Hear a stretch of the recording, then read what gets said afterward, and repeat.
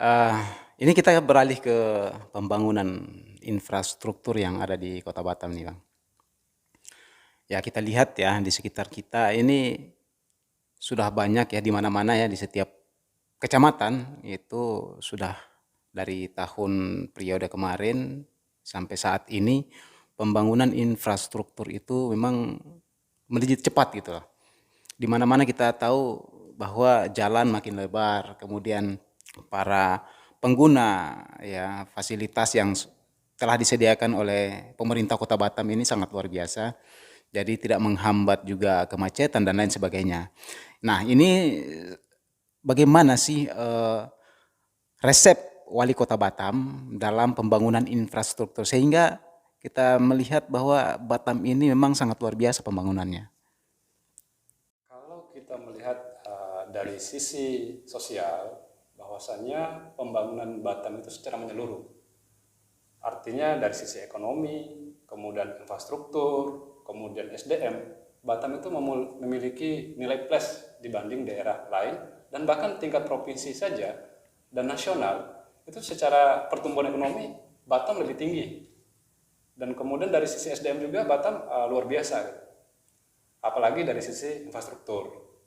Nah, saya pikir juga menjadi prestasi besar bagi pemimpin Batam hari ini yang bisa melakukan uh, proses pembangunan, akselerasi pembangunan dari semua lini, bukan hanya di pusat kota, bukan hanya di kawasan industri, tapi di pelosok-pelosok yang kita lihat misalnya di daerah Batu Aji, yaitu ada Simpang Base Camp yang juga bundarannya luar biasa cantik, kemudian di Trans Brela. Artinya pemimpin Batam hari ini begitu gencar melakukan pembangunan infrastruktur. Apa resepnya?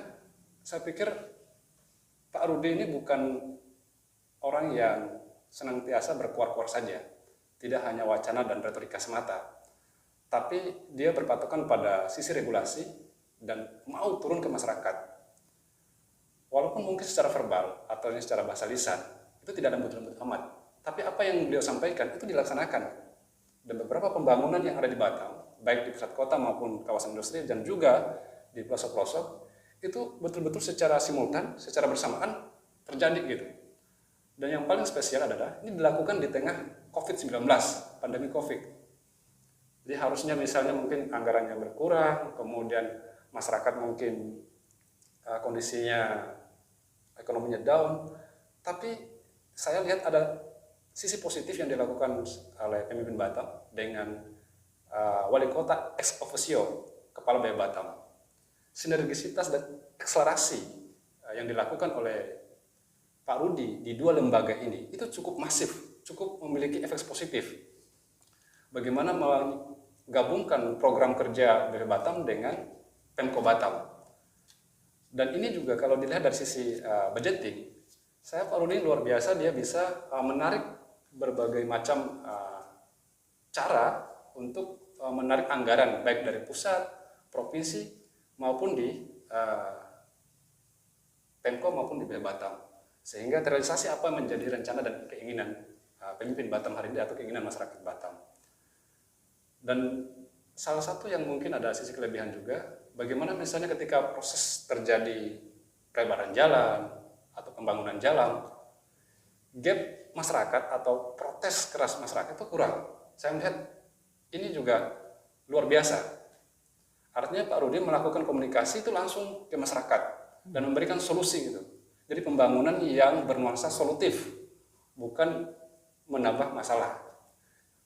Kemacetan di beberapa titik, beberapa persimpangan, dengan segera responsif dari Pak Rudi melalui program pemerintah mungkin dari BP Batam dan juga Pemko, beberapa dinas langsung bereaksi gitu, langsung melakukan pelebaran ataupun perbaikan jalan.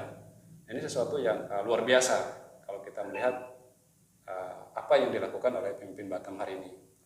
Ya tentu itu yang saya lihat bahwa resep Pak Rudi ini adalah melakukan komunikasi yang nyata kepada masyarakat, langsung turun ke titik masalah dan berpatokan kepada regulasi yang ada, sehingga tidak ada gap antara masyarakat atau masyarakat dengan pihak pemerintah. Dan apa yang dilakukan Pak Rudi sangat positif untuk ekonomi masyarakat Batam, terutama mungkin kawasan industri ataupun para investor.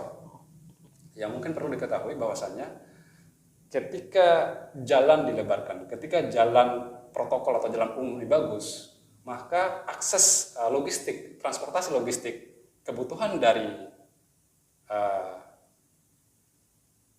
industri, kebutuhan dari pengusaha, kebutuhan dari investor itu cepat. Sehingga nilai positifnya adalah proses produksi oleh kawasan-kawasan industri ataupun pihak PT-PT yang ada itu cepat.